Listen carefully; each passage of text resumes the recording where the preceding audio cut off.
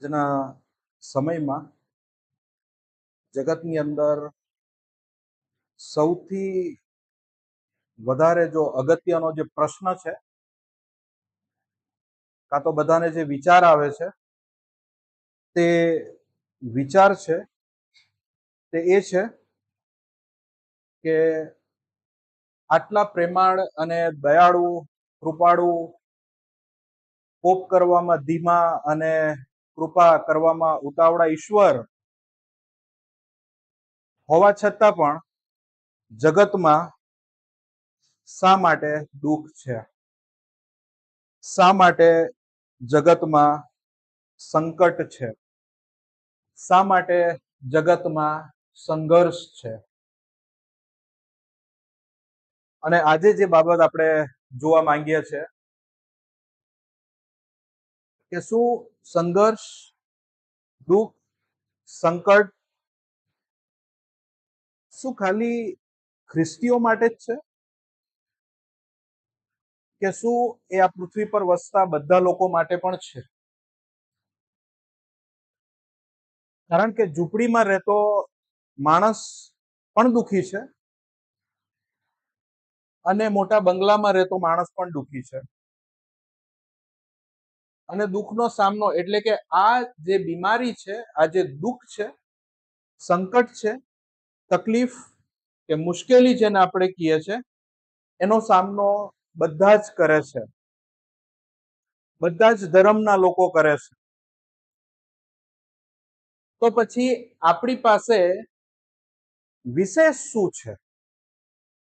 ખ્રિસ્તીઓ દુઃખનો સામનો કરે અને બીજા ધર્મના લોકો પણ દુઃખનો સામનો કરી રહેલા છે, તો આપણી પાસે વિશેષ શું છે?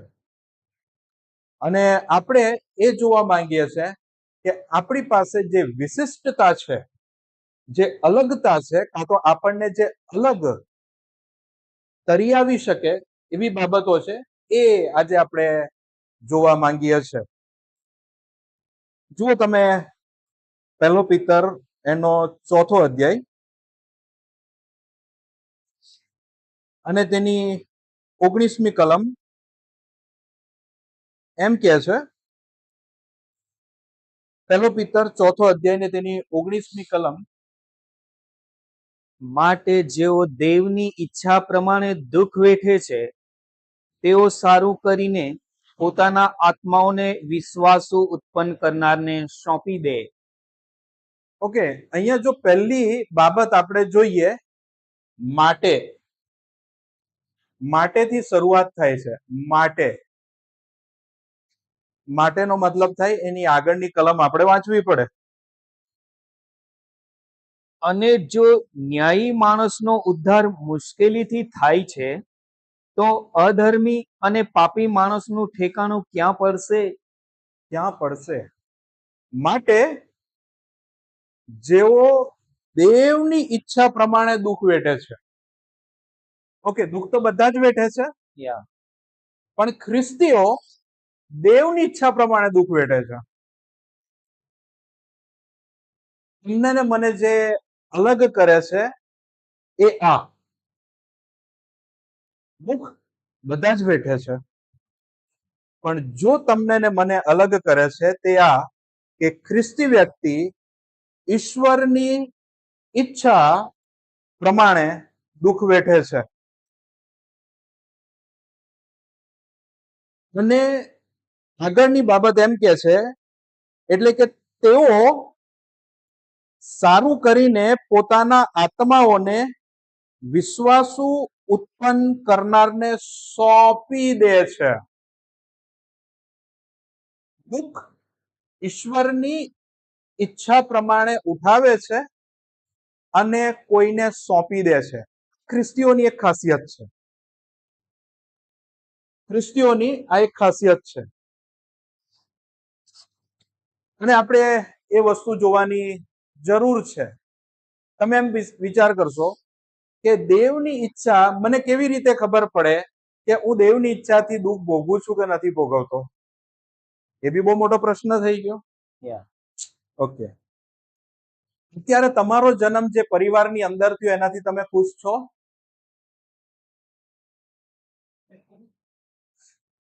હા, કારણ કે દરેક વ્યક્તિને એવું થાય કે હું પેલા બંગલામાં જન્મ લીધેલો હોતે તો આજે મારી પાસે સારી ગાડી હોતે, સારો અભ્યાસ હોતે, સારો બિઝનેસ હોતે, બધું જ સારું હોતે.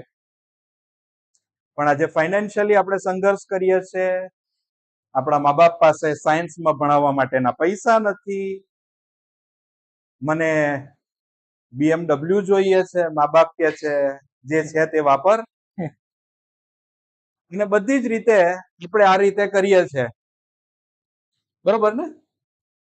અહીંયા જ્યારે એક ખ્રિસ્તી વ્યક્તિ એટલે ફરીથી એનું હું ચોખવટ કરી દઉં. ખ્રિસ્તી વ્યક્તિ એટલે ખ્રિસ્તી કુટુંબમાં જન્મ લેનાર નહીં. ખ્રિસ્તી કુટુંબમાં જન્મ લેનાર નહીં. જે ખ્રિસ્તને સોંપાઈ ગયો હોય, જેનો ઉદ્ધાર થયેલો હોય, એ જ લોકો ખ્રિસ્તી કહેવાય.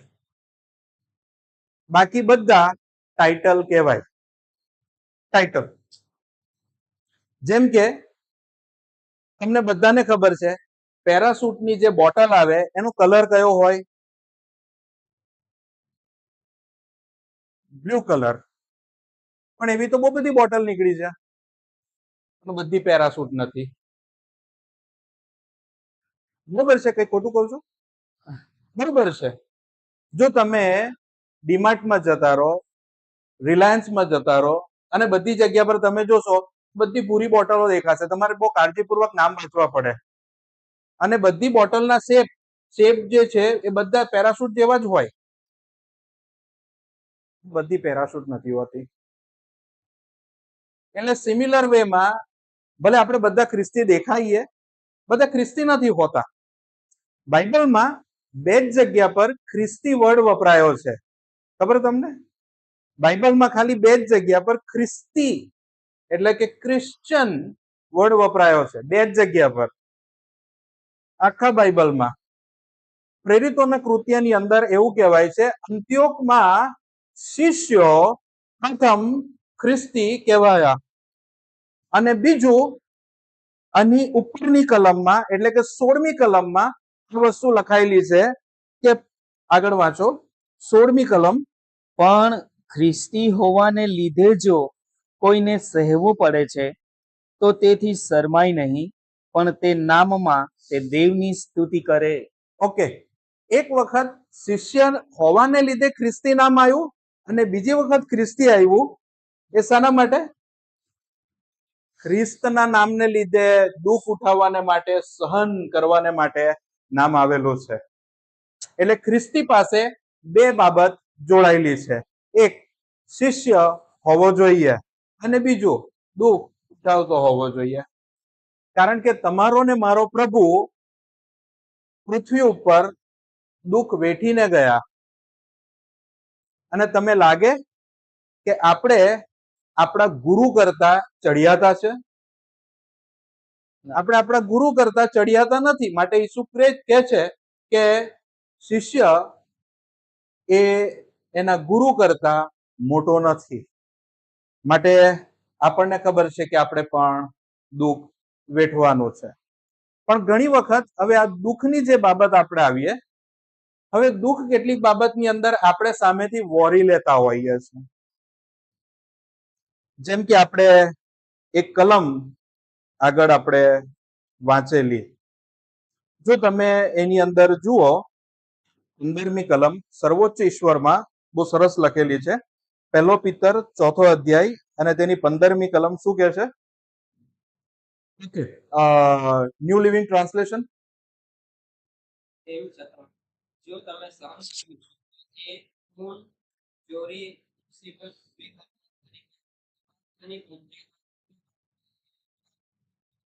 ઓકે, હવે તમે જુઓ, જો તમે દુઃખ સહન કરતા હોવ તો બ્રધર પેલું છેલ્લું પાછું છેલ્લા બે કેટેગરી જે જોઈએ એને આપણે અન્ડરસ્ટેન્ડ કરીએ. શું લખેલું છે? પારકા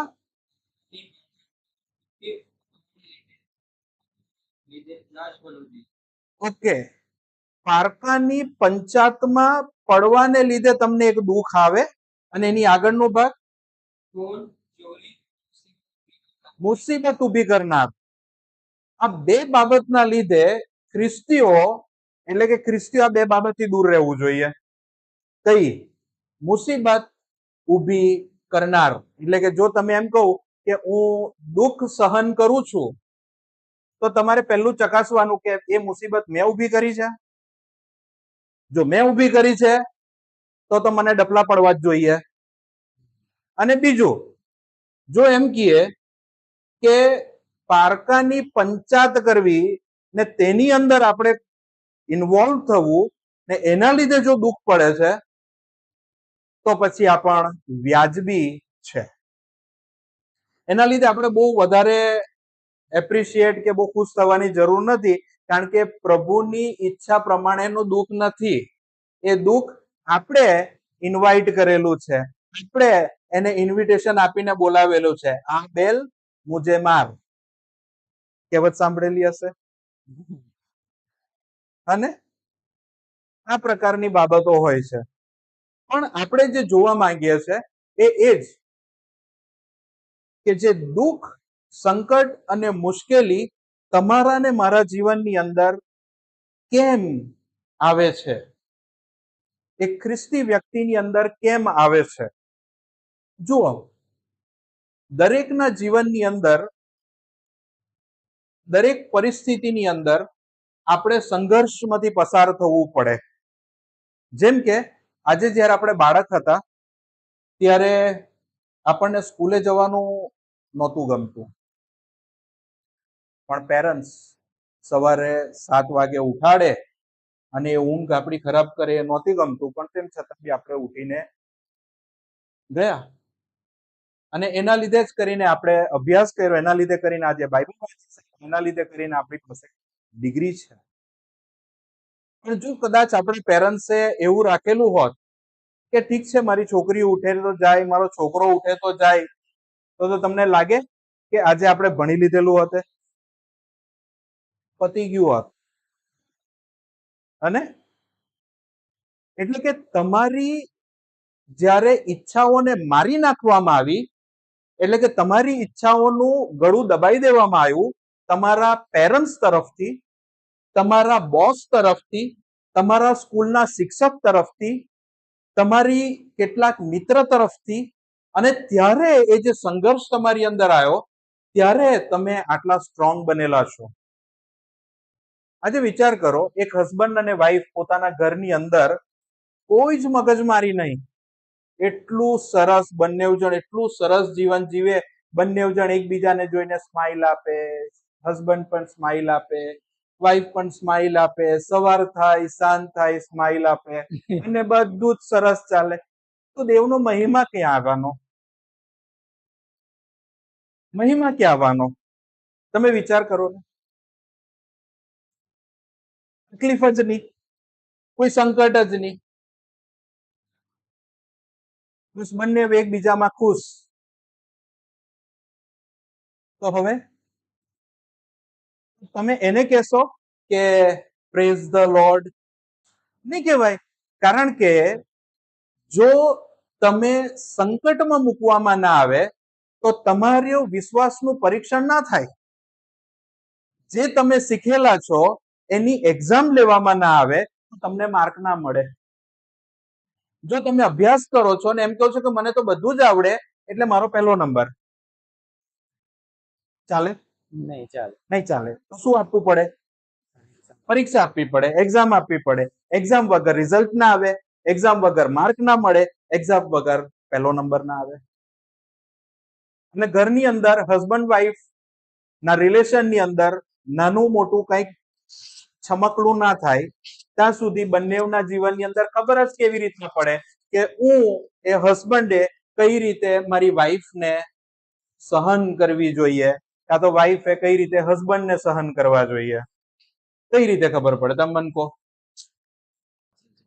આ વસ્તુ આપણે લેસન લર્ન કરવું પડશે. ઘણી વખત આજે દુઃખ, સંકટ, તકલીફ, જે મુશ્કેલીની જે આપણે વાતો જે કરીએ છીએ એમાં આપણે સ્વૈચ્છિક રીતે જતા નથી. આપણે સ્વૈચ્છિક રીતે જતા નથી. કોઈએ ધક્કો મારવો પડે, કોઈએ ધક્કો મારવો પડે. અને તમને ખબર ઈસુ બી આવું જ કરે. ખબર? ઈસુ ખ્રિસ્ત આવું કરે, તમને જબરજસ્તી દબાણ આપીને મોકલે. ખબર તમને? નહીં વાંચેલું? ઓકે, એ આજે આપણે સમજવા માંગીએ છીએ, કારણ કે આવા ઈસુને તમે જોયા નથી. કારણ કે તમે એવા ઈસુને જોયા છે જે બહુ સારા. આપણે એક ઈસુને જોયેલા જે કોરડો બનાવે. હા, કોરડો બનાવે ઈસુને જોયા. 2 વખત બધું ઊંધું ચતું કરી નાખે એવા ઈસુ નહીં જોયા. અને આ ઈસુને પણ આપણે જોવા માંગીએ છીએ, જેને જગત આ ઈસુને બહુ ઓછા પ્રગટ કરે છે. આપણે એને પ્રગટ કરીએ છીએ. માથેની લખેલી સુવાર્તા એનો 14મો અધ્યાય. અને જ્યારે હું તૈયારી કરતો હતો ત્યાં સુધી મને ખબર જ નહીં હતી કે આ બાઇબલમાં એક શબ્દ છે, એ શબ્દનો મને મિનિંગ જ નહોતો ખબર. મેં 1000 વખત વાંચી ગયો હોઈશ, પણ મને મિનિંગ જ નહોતો ખબર. માથેની લખેલી સુવાર્તા એનો 22મો અધ્યાય, 14મો અધ્યાય અને 22મી કલમ.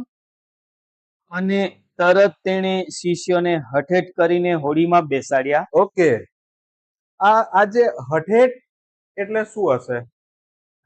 મને અત્યાર સુધી ખબર જ નહોતી, પણ દબાણપૂર્વક, આગ્રહથી, જબરજસ્તીથી બેસાડ્યા, ખેંચીને બેસાડ્યા. ભાઈ જાવ તો.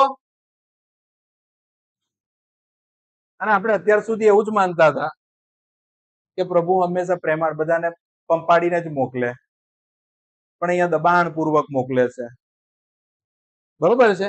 ઓકે, એનો મતલબ કે દબાણપૂર્વક શાના માટે મોકલે છે? તો કઈ ઘટના બનવાની હશે, તો જ દબાણપૂર્વક મોકલે.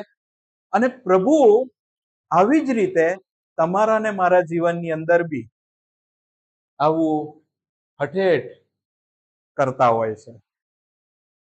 મે બી સ્કૂલમાં, કોલેજમાં, આપણા પરિવારની અંદર, આપણા ઓફિસમાં, આપણા કામના સ્થળ ઉપર ઘણી વખત આપણા ખતરનાક પાડોશી આવી જાય. ઘણી વખત એવી સ્થિતિ થાય કે જ્યારે તમે રસ્તામાં જતા હોવ અને ત્યારે કંઈક બાબતો બની શકે. અને કંઈક ને કંઈક બાબતો એવી બને કે જ્યાં પ્રભુ તમને હોડીમાં બેસાડીને મોકલી આપે. અને પ્રભુ એમાં ના હોય. પ્રભુ એમાં ના હોય, કારણ કે પ્રભુ એમ કે છે આગળની કલમમાં, એવું કે છે આગળની બાબતમાં, ને તેઓને પોતાની આગળ પેલે પાર મોકલ્યા. એટલે ઈસુ એમાં નહોતા. એ માટે કે તે પોતે લોકોને વિદાય કરે. જો આપણા પ્રભુની કેવી મહાનતા છે. લોકોને વિદાય કરે એટલે કોણ? જે પેલા 5000 ને જમાડેલા તે.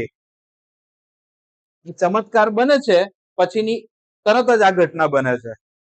એટલે કે જ્યારે પેલા 5000 પુરુષોને જમાડે છે અને 5000 જેવું કમ્પ્લીટ થાય છે, એટલે તમે જનરલી જ્યારે જો ખાલી આવી રીતે વાંચો ને, માથીનો અધ્યાય વાંચો, અને પછી તમે માર્કનો અધ્યાય વાંચો, અને પછી તમે લૂક વાંચો અને યોહાન વાંચો, તો કેટલીક વસ્તુ આમાં મિસ થઈ જાય છે. બરોબર છે? આનું ચિત્ર આ રીતે હોય છે. જ્યારે 5000 ને જમાડવાનો કેસ બને છે અને ત્યારે 5000 ને લોકો પ્રભુ ઈસુ જે ચમત્કાર કરે છે અને બધાને જમાડી લે છે અને 12 ટોપલીઓ ભરાય છે. અને ત્યારે તરત જ એ શિષ્યો બહુ ખુશ થઈ જાય છે 12 ટોપલીઓ ભરાઈને. અને તરત આ શિષ્યોને કહે છે તમે ચાલો તો રવાના થાઓ ફટાફટ. કેમ?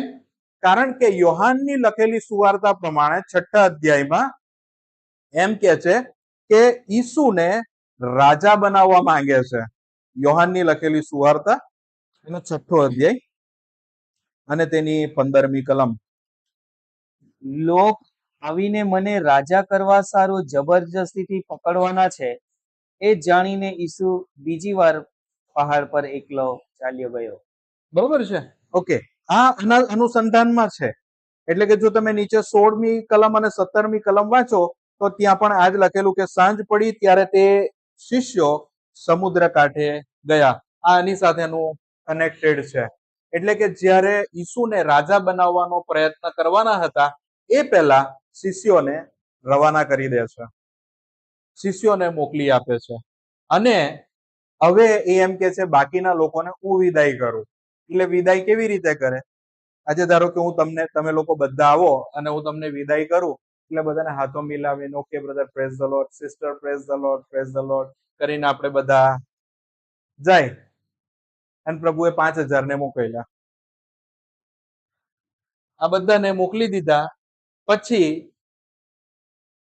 ઈસુએ પેલા લોકોને પહેલા મોકલી દીધા, પછી આ લોકોને મોકલી દીધા અને એ એકલા જમીન પર રહ્યા. કેવું લાગે આવું કંઈક વાંચીએ તો આપણે? એકલા જમીન પર રહ્યા. વાંચેલું આવું? માર્કની લખેલી સુવાર્તા 6ઠ્ઠો અધ્યાય એની 47. 47. અને સાંજ પડી ત્યારે હોડી સમુદ્ર મધ્યે હતી ને તે એકલો જમીન પર હતો. એની કોઈ દિવસ આપણે નોંધ લીધી? અને કોઈ દિવસ નોંધ લીધી? હંમેશા આપણે જ્યારે વાંચીએ છીએ ત્યારે ફટાફટ જ વાંચતા હોઈએ છીએ, કદી આ વસ્તુની નોંધ નથી લેતા. યોહાન બહુ સરસ કહે છે, અંધારું પડવાની તૈયારી હતી. તો આ બધી બાબતો આપણને નેચરલ લાગે છે, સવાર થાય સાંજ થાય અંધારું તો પડે નહીં. આ બાબતમાં હંમેશા કંઈક ને કંઈક બાબતો છે, કંઈક ને કંઈક બાબત છે કે જેને આપણે વિચારવાની હોય છે. જો અહીંયા આપણે જોઈએ તો આ જે ઘટના બને છે એટલે કે હવે હોડી ક્યાં પહોંચે છે? સમુદ્રની વચ્ચે. બરોબર છે? સમુદ્રની વચ્ચે લગભગ 6 કિલોમીટરનું ડિસ્ટન્સ હોય છે, અંદાજે 6 થી 7 કિલોમીટર. 6 થી 7 કિલોમીટર નું ડિસ્ટન્સ ત્યાં હોય છે અને ત્યાં જો તમે જુઓ તો પવન સામો હોય છે, પવન સામો હોય છે અને જે શિષ્યો હોય છે એ હલેસા મારીને હોડી આગળ લઈ જવાનો પ્રયત્ન કરતા હોય છે. જુઓ માથીની લખેલી સુવાર્તા એનો 14મો અધ્યાય અને તેની 24મી કલમ.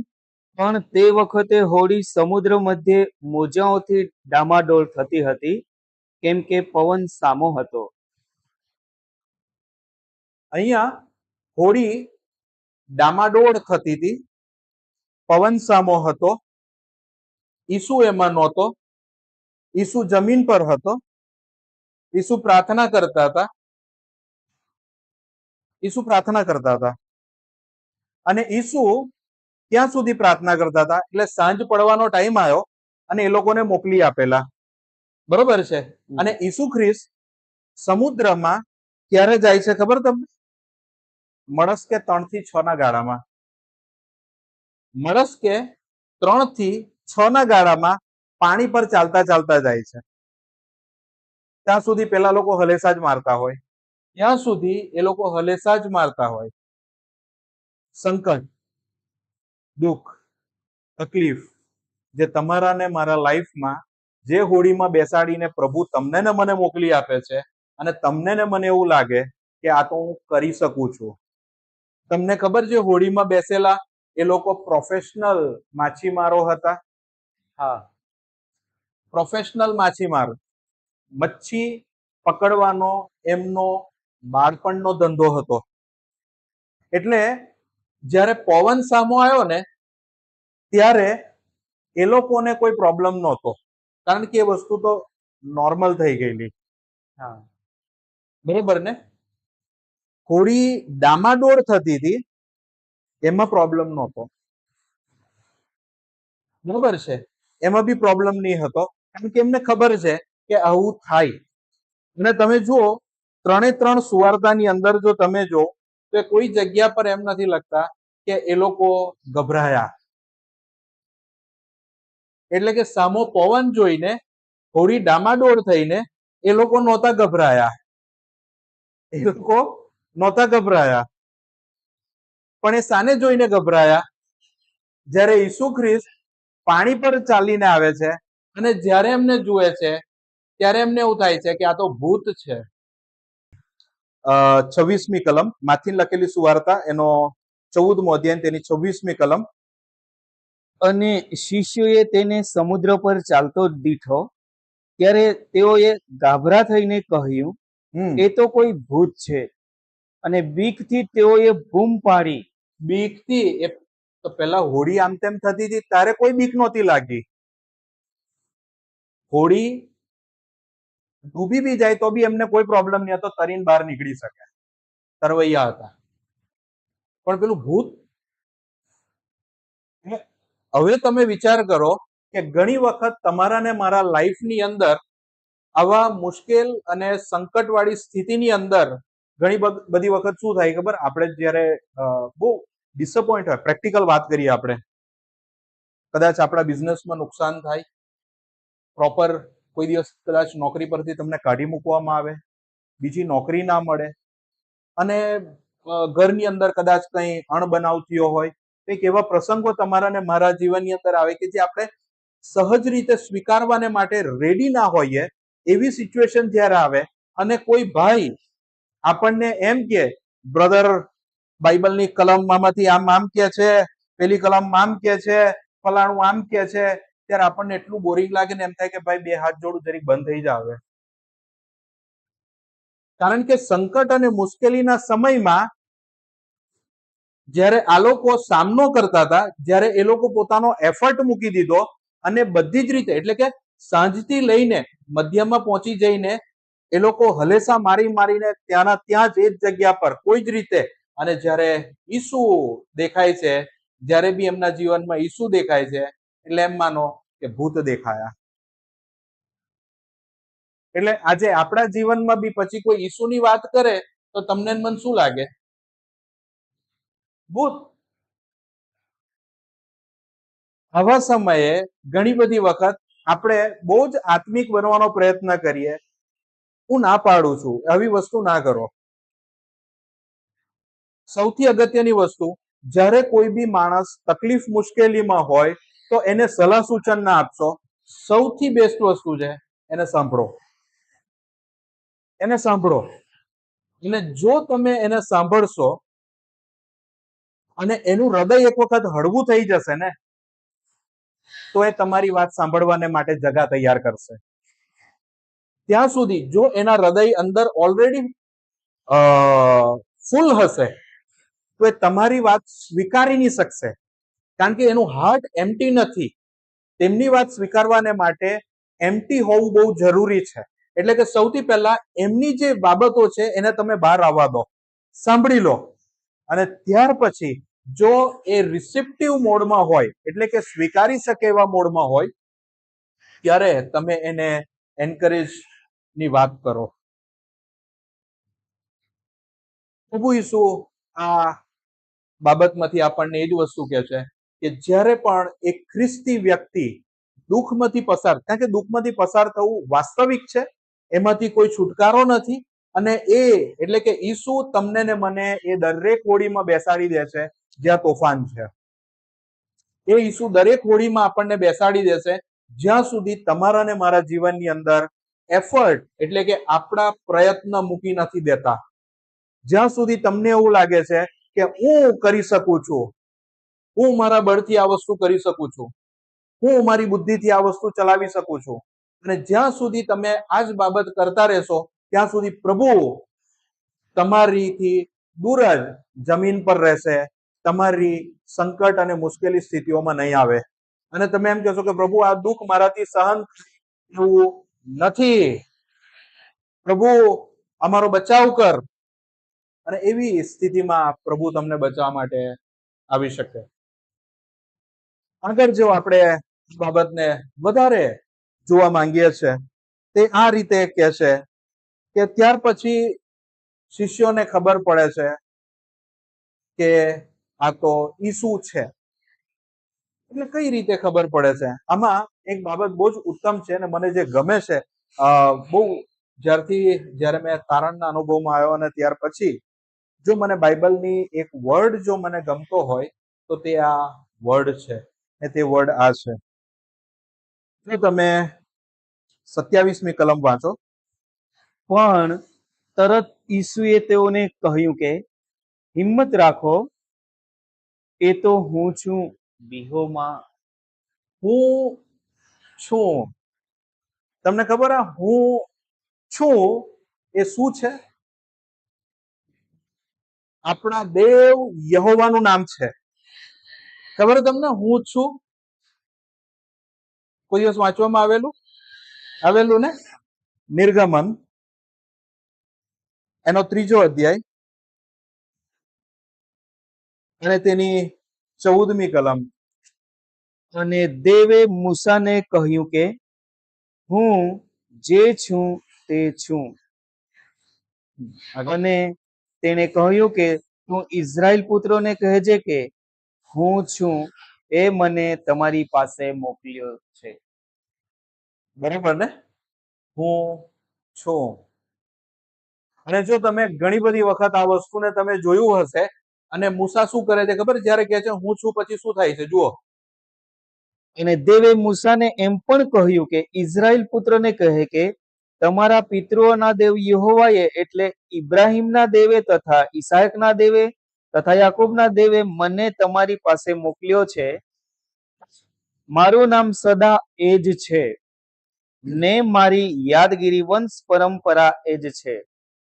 તું જઈને ઇઝરાયલના વડીલોને ભેગા કરીને તેઓને કહે કે યહોવા તમારા પિતૃઓનો દેવ, ઇબ્રાહિમનો તથા ઈસાકનો તથા યાકૂબનો દેવ, તેણે મને દર્શન દઈને કહ્યું કે મેં નિશ્ચય તમારી ખબર લીધી છે ને મિસરમાં તમારા ઉપર જે વીતે છે તે મેં જોયું છે, અને કહ્યું છે કે હું તમને મિસરની વિપત્તિમાંથી કાઢીને તમને બસ અહીંયા જે કહે છે કે મને દર્શન દઈને કહ્યું છે, એટલે કે જે જગ્યા પર હું છું, એટલે કે પ્રભુ જ્યારે તમને દર્શન આપે છે ત્યારે કંઈક બાબત એવી બને છે કે તમારી અંદર તમે એક ઈશ્વરને તમે ઓળખાણ થાય છે, ઈશ્વરની ઓળખ તમને પ્રાપ્ત થાય છે.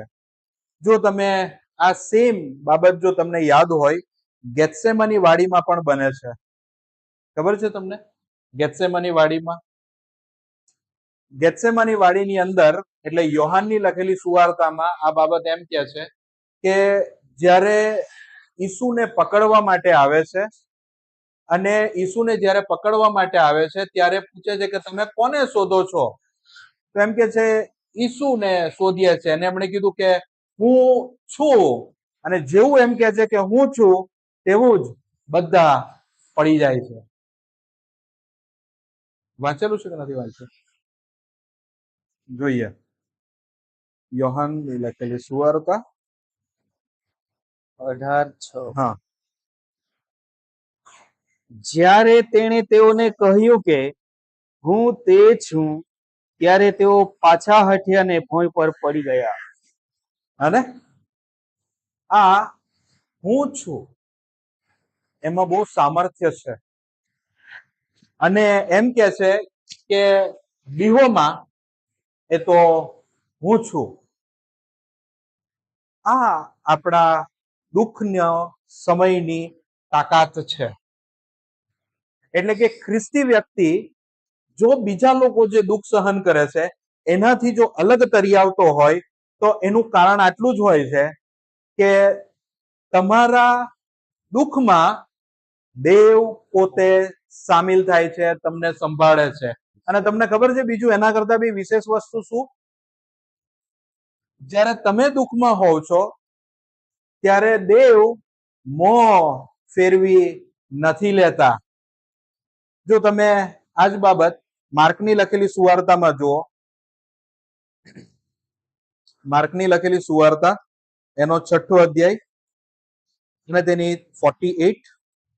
અને પવન સામો હોવાને કારણે તેઓ હલેસા મારતા હેરાન થાય છે. એ જોઈને ઓકે, એ જોઈને હવે તમે વિચાર કરો, ઈસુ ક્યાં છે? જમીન પર. એમની પાસેથી હોડી કેટલે દૂર છે? 6 થી 7 કિલોમીટર દૂર. દેખાય? પવન સામો છે, તોફાન છે, પણ એ દેવ છે. એમને ખબર છે કે એમણે એમના શિષ્યોને ક્યાં મોકલેલા છે. એમને ખબર છે કે શું થવાનું છે.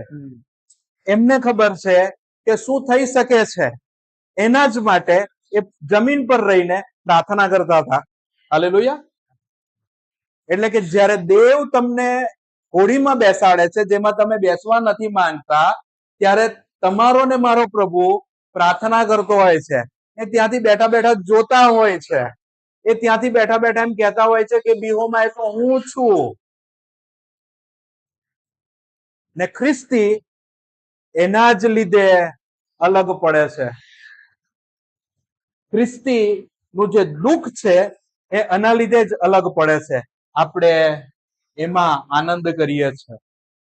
આપણે દુઃખમાં આનંદ કરીએ છીએ. આપણે દુઃખની અંદર હંમેશા પ્રભુને જોતા હોઈએ છીએ અને દુઃખને જોતા નથી. કારણ કે જ્યારે આપણે દુઃખને જોઈએ ત્યારે આપણામાંથી કકલાટ નીકળે, આપણે કચકચ કરતા હોઈએ.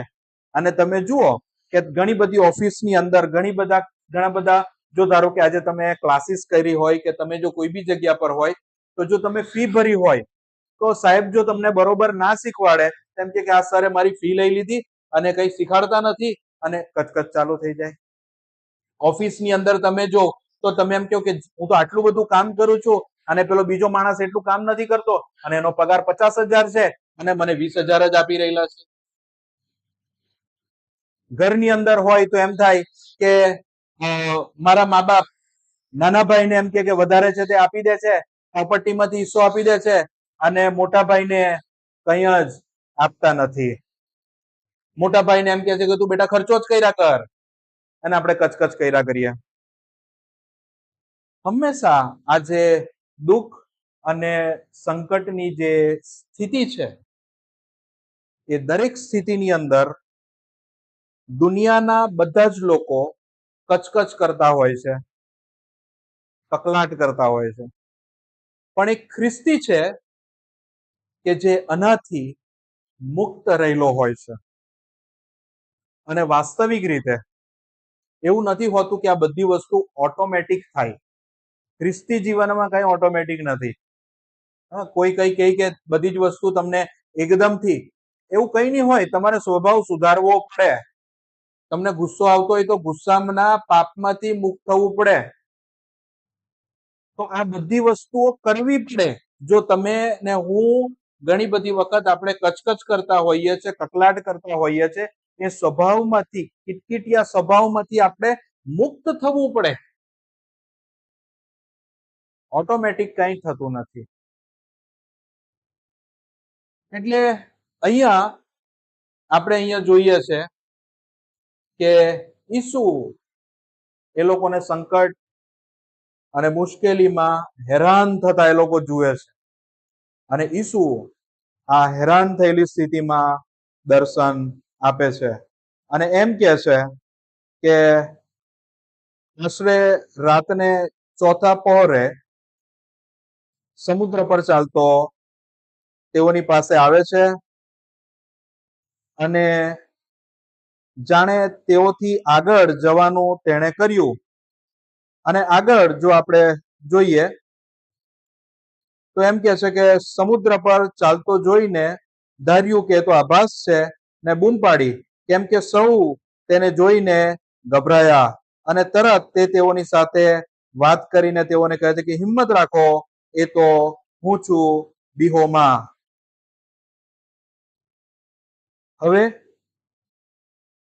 હવે પિત્તર પાણી પર ચાલવાની આખું ચિત્ર ઊભું થાય છે, બરોબર ને? એની નોંધ ખાલી માથી જ લીધેલી છે. એ માર્ક અને યોહાને એની નોંધ નથી લીધી. એટલે માથીની લખેલી સુવાર્તા એનો 14મો અધ્યાય અને ત્યાં એમ કે છે એની 28મી કલમમાં 14 અને 28. ત્યારે પિત્તરે તેને ઉત્તર દીધો કે પ્રભુ, એ જો તું હોય તો મને આજ્ઞા આપ કે હું પાણી પર ચાલીને તારી પાસે આવું. ઓકે, હવે પિત્તર એમ કે છે કે જો એ તું છે તો મને આજ્ઞા આપ કે હું પાણી પર ચાલીને તારી પાસે આવું. અને આગળ ઈસુ શું કહે છે? અને તેણે કહ્યું કે આવ. ત્યારે પિત્તર હોડી પરથી ઉતરીને ઈસુ પાસે જવાને પાણી પર ચાલવા લાગ્યો. ઓકે, ઈસુ જ્યારે એને કહે છે કે આવ, જો આની અંદર બી હોડી એક સિમ્બોલ છે, બધું સાંકેતિક રૂપમાં છે, આના સ્પિરિચ્યુઅલ મિનિંગ્સ છે. આજે જે પાણી છે એ જગતનું ફોર્મ છે, વર્લ્ડ છે, અને જે હોડી છે એ ચર્ચ છે, કે જેની અંદર, એટલે કે જો તમે એવું માનતા હોય કે અમે હોડીમાં બેસી ગયા અને ચર્ચમાં અમે બેસી ગયા એટલે અમને કોઈ તકલીફ નહીં પડે, તો અહીંયા એ કહેવાનો પ્રયત્ન કરે છે કે ભાઈ ત્યાં પણ તમને તકલીફ પડશે જ, ડામાડોળ થશે, સામો પવન આવશે. એટલે કે ચર્ચમાં રહેવાથી તમે કોઈ પણ ચર્ચમાં જતા રહો, પણ જો તમે ટ્રુ બિલીવર છો, જો તમે ખરા ઈસુ ખ્રિસ્તના શિષ્ય છો, તો તમે સંકટ અને મુશ્કેલીમાં તમે આવશો અને આવશો જ. હવે પિત્તર એમ કે છે કે જો તું મને આજ્ઞા કરે તો હું હોડીમાંથી બહાર નીકળું, પાણી પર ચાલું. અને ઈસુ કહે છે કે મને કોઈ પ્રોબ્લેમ નથી, આવ. અને પિત્તર આવે છે, અને પિત્તર ત્યાં સુધી ચાલી શકે જ્યાં સુધી એ ઈસુને જોઈ શકે.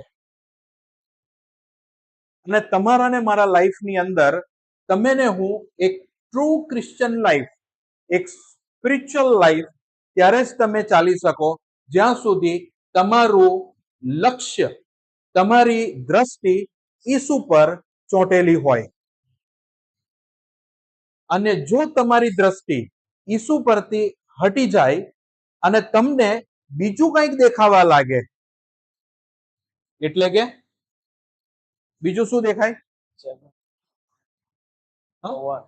પવન. અને બીજું શું દેખાય? આગળ લખેલું છે, પણ પવન દેખીને તે બીધો ને ડૂબવા લાગ્યો. એટલે કે જ્યારે તમે ને હું ઈસુ પરથી ફોકસ હટાવીએ છે અને પવનને જોઈએ છે અને એ ડૂબવા લાગે છે. અને આગળ જતા એ જ ઈસુ એને બચાવે છે. એવું કરે છે? ઈસુ બચાવે છે? ના. ઈસુ બચાવે છે? એવું તમને લાગે છે કે ઈસુ બચાવે છે, પણ વાસ્તવિક રીતે એ ડૂબતો તો એના માટે એને નહોતો બચાવ્યો.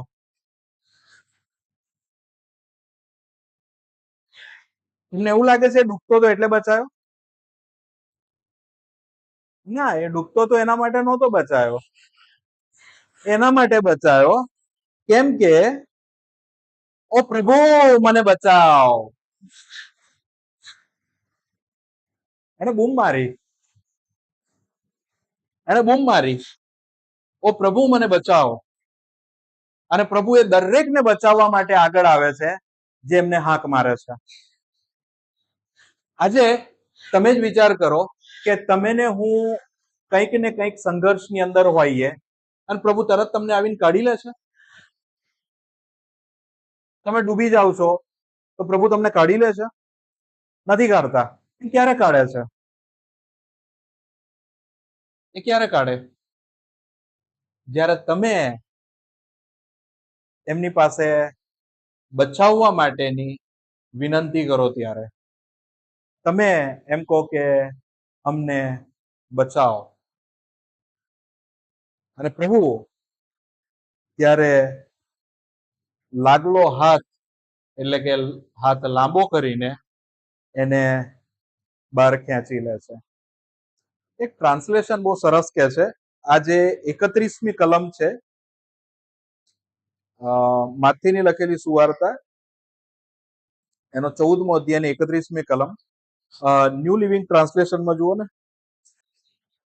શા માટે તે મારા પર શંકા કરી? આ વસ્તુ ખ્યાલ આવે તમને? તમને એવું લાગે કે વિશ્વાસ, ધારો કે મારી અંદર અલ્પ વિશ્વાસ હોય, કારણ કે આપણા ગુજરાતી બાઇબલમાં એ લખેલું, અરે અલ્પ વિશ્વાસી તે સંદેહ કેમ આણ્યો?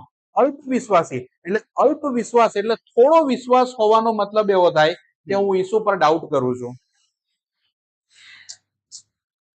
હું ઈસુ પર ડાઉટ કરું છું. એટલે કે હું ડાઉટ કરું છું કે જે પાણી પર ચાલી શકે છે એ આ પવનને કદાચ કંઈક નાબી કરી શકે. એ જ્યારે જોઈ છે કે એ પોતે પાણી પર ચાલે છે અને મને આજ્ઞા આપે છે ત્યારે હું પાણી પર ચાલું છું, છતાં બી એટલે કે નેચરને જે કંટ્રોલ કરે છે, જે ઈશ્વર નેચરને કંટ્રોલ કરે છે, એ પોતે અનુભવ કરી રહેલો હોવા છતાં પણ એ જ્યારે પવનને જોઈ છે ને ગભરાઈ જાય છે. અને આપણે બી આ સંકટ અને મુશ્કેલ સ્થિતિની અંદર જ્યારે આપણે હોઈએ છીએ ત્યારે આપણે પણ આ જ વસ્તુ કરતા હોઈએ છીએ. તો સ્વાભાવિક રીતે આપણે એ બાબત ભૂલી જઈએ છે કે આ આખી બાબતનું જે પ્રોપરલી જે સીસીટીવી કેમેરાની જેમ નજર રાખીને બેઠા છે તો મારો પ્રભુ છે. એ ચોક્કસ તમને ને મને જોઈ રહેલા છે. એ મારો બચાવ કરવાને માટે, મને આગળ વૃદ્ધિ પામે એના માટે આ સ્થિતિમાં મને મૂકવામાં આવેલો છે. અને તેમ છતાં આપણે એમના પર શંકા લાવીએ છીએ. અને સૌથી સરસ બાબત એ આવે છે આગળની કલમ, 32મી કલમ. અને તેઓ હોડીમાં ચડ્યા એટલે પવન બંધ પડ્યો. અને માર્કની લખેલી સુવાર્તા એનો 6થો અધ્યાય અને તેની 51મી કલમ. અને તે તેઓની પાસે હોડી પર ચડ્યો અને પવન થંભ્યો અને તેઓ અતિશય વિસ્મિત થયા. બરોબર છે. અહીંયા હવે ઈસુ હોડીમાં ચડે છે અને એકદમ શાંતિ થઈ જાય છે. એકદમ શાંતિ થઈ જાય છે. પીસ. અને ખુશ, બધા જ ઈસુને જોઈને ખુશ થયા. મેં ગ્રુપની અંદર બધા પિક્ચર મૂકેલા. મેં શાંતિથી પિક્ચર જોયા બધા. હવે જોજો, ગ્રુપમાં એ પિક્ચર એના માટે મૂકેલા કે તમે એ બધી વસ્તુને ઇમેજિન કરી શકો. તમે બધી બાબતને ઇમેજિન કરી શકો કે એક એક કલમ સાથે મૂકેલું છે કે તમે એને જોઈ શકો કે હા શું સ્થિતિ થાય છે. અને આ બાબતની અંદર જે સૌથી બેસ્ટ પાર્ટ છે, સૌથી બેસ્ટ પાર્ટ એ અહીંયા લખેલો છે. યોહાનની લખેલી સુવાર્તા એનો 6થો અધ્યાય એની 21મી કલમ. ત્યારે ખુશીથી તેઓએ તેને હોડીમાં લીધો અને તેઓ જ્યાં જતા હતા તે જગાએ હોડી તરત આવી પહોંચી. હોડી કેવી રીતના પહોંચી ગઈ? તરત. એનો મતલબ એવો હતો કે આજે એ લોકો વચ્ચે હતા, જ્યાં તોફાન, મુશ્કેલ ને સંકટની સમયની અંદર વચ્ચે હતા, પણ જેવો ઈસુ અંદર આવે છે અને હોડી જરીક જ વારમાં એમ કે અરે આવી ગયા અમે લોકો. આ જે નાની નાની બાબતો છે એ તમે વિચાર કરો કે તમને એવું લાગે કે કેમ આપણાથી મિસ થાય વાંચવામાં. અને જ્યાં જતા હતા તે જગ્યાએ હોડી તરત આવી પહોંચી. એ પહેલા એ તરત નહોતી પહોંચી. એ પહેલા એ હોડી આગળ જતી જ નહોતી. એ પહેલા એ હોડી ત્યાંની ત્યાં જ હતી. અને આપણા લાઈફની અંદર બી આ જ પ્રકારની બાબતો હોય છે. શું જે હોડીની અંદર પ્રભુએ તમને ને મને બેસાડીને આગળ મોકલેલા છે, જીવનની અંદર દરેક જગ્યા પર આપણી પાસે સંકટ છે, તકલીફ છે, દરેક જગ્યા પર તમને સંઘર્ષ અનુભવ કરવો પડે છે. એક હસબન્ડ વાઈફના રિલેશનની અંદર, પેરેન્ટ્સ અને બાળકોના રિલેશનની અંદર, ટીચર અને વિદ્યાર્થીના રિલેશનની અંદર, કામ કરતા ક્ષેત્રની અંદર જે તમારા ઉપલા અધિકારીઓ હોય છે એની સાથેના સંઘર્ષો, જે જગ્યા પર પ્રભુએ તમને ને મને મૂકેલા છે બહુ યોજનાબદ્ધ મૂકેલા છે. અને ખ્રિસ્તી એના લીધે એ વસ્તુને સહજ રીતે સ્વીકારી લે છે, કારણ કે એ બધી જ વસ્તુમાં ઈશ્વરની યોજનાને એ સમજે છે. અને એના જ લીધે એમ કહેવાય છે કે જ્યાં એમ કે છે કે દેવની ઈચ્છા પ્રમાણે દુઃખ, એટલે કે જો તમે એ હોડીમાં ખુશ થઈને તમે બેસો તો તે દેવની ઈચ્છા પ્રમાણે છે. કાં તો તમારા જીવનની અંદર જેટલી બી ઘટના તમારી પાસે આવે છે એને તમે ખુશ થઈને સ્વીકારો ને એમ કહો કે આ તો મારા આકાશમાંના બાપે આપી છે, તો તે દેવની ઈચ્છાથી આવતું દુઃખ છે. એટલે કે એ ઈચ્છામાં દેવનો હાથ છે, એ દુઃખમાં દેવનો હાથ છે, એ મુશ્કેલીમાં દેવનો હાથ છે, એ સંઘર્ષમાં દેવનો હાથ છે. અને જો દેવનો હાથ છે તો દેવ પોતે પણ ત્યાં છે. દેવ પોતે પણ ત્યાં છે. ભલે તમને ના દેખાતા હોય, તમને એવું લાગે કે આ હોડીની અંદર પ્રભુ તો મને દેખાતા નથી, તો કઈ વાંધો નહીં, પાણી પર ચાલીને આવશે. તમારા ને મારા જીવનની અંદર પાણી પર ચાલીને આવશે.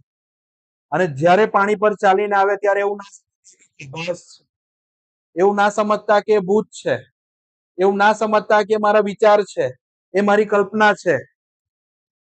અને એક્ઝેક્ટલી જે રીતે શિષ્ય એમ કીધું કે ખુશ થઈને એમને હોડીમાં લઈ લીધા, તે રીતે તમારા દુઃખ અને મુશ્કેલીના સમયમાં ઈસુને કહેજો, પ્રભુ ઈસુ આવી જાઓ તમે. અને તમે જ્યારે આંખ ઉગાડશો ત્યારે એમ કહેશે તમે એ જગ્યા પર પહોંચી ગયા જે જગ્યા પર પ્રભુ તમને લઈ જવા માંગતા હતા. આ ક્રિશ્ચિયન લાઈફ છે, આ ક્રિશ્ચિયન દુઃખ છે. આવું દુઃખ આપણે વેઠીએ છે? આવું દુઃખ નથી વેઠતા. અત્યાર સુધી આપણે કેવા દુઃખની અપેક્ષા કરીએ છે? અમારી કોઈ સતાવણી કરશે, અમને કોઈ કામ કરશે, અમને કોઈ રસ્તામાં રોકી લેશે, ખ્રિસ્તી હોવાને લીધે આ લોકો અમને મારશે, અમને આ ફળિયામાંથી કાઢી મૂકશે, અમને આ દેશમાંથી કાઢી મૂકશે. આવી બકવાસ વસ્તુઓનો એ લોકો વિચાર કરતા હોય છે. પણ પ્રભુ તમને અહીંયા જ રાખવા માંગે છે, ભારતમાં જ રાખવા માંગે છે, વલસાડમાં રાખવા માંગે છે, અરેઠમાં રાખવા માંગે છે, બરોડામાં રાખવા માંગે છે, વ્યારામાં રાખવા માંગે છે. અને વ્યારામાં જ એમ કે છે કે ભાઈ આ જ હોડી છે, અહીંયા જ દુઃખ વેઠવાનું છે. તમને એમ થાય કે તમારા પડોશી તમને હેરાન કરશે, પણ તમે નથી જોતા કે તમારા હસબન્ડ વાઈફની જે હોડી છે તેમાં શું થઈ રહેલું છે. જે લોકો પરણેલા નથી તેમને નથી ખબર કે તમે સાથે કેવી રીતે રહો છો. પેરેન્ટ્સ હોય તેમને નથી ખબર કે તમે તમારા બાળકો સાથે કેવી રીતે રહો છો. જે લોકો નોકરી કરે છે તે હોડીની અંદર દેવ બેસાડે છે ત્યારે તમને નથી ખબર કે તમે તમારા શેઠને કેટલા અધીન રહો છો. આ બધા દુઃખો, જે દુઃખનું પ્રભુએ કોઈ જગ્યા પર વર્ણન નથી કરેલું તેની જીવન જીવી રહેલા છું. આપણે ફરી એકવાર પ્રભુ પાસે સહાય માંગીએ, પ્રભુ પાસે મદદ માંગીએ કે દેવની ઈચ્છાથી આવેલું દુઃખ આપણે સહન કરીએ.